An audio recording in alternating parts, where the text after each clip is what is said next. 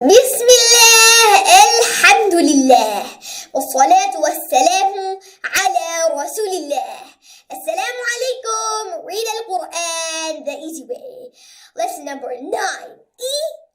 On. Practice words with soft vowel and soft ya.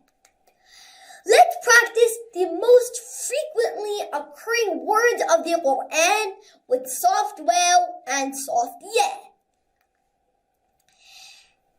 أو أو أو لو لو لو سوف سوف سوف لولا لولا لولا فرعون فرعون فرعون يوم يوم يوم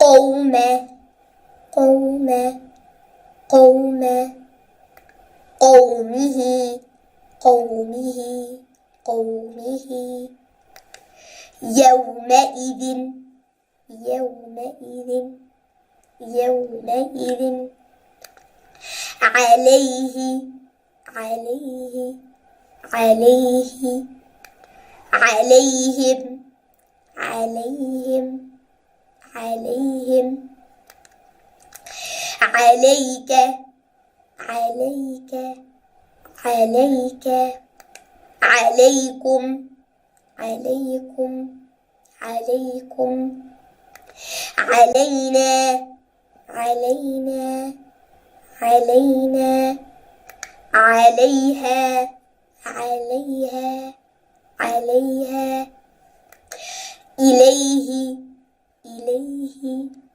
إليه إليك إليك إليك بين بين بين بينهم بينهم بينهم كيف كيف كيف ليس ليس ليس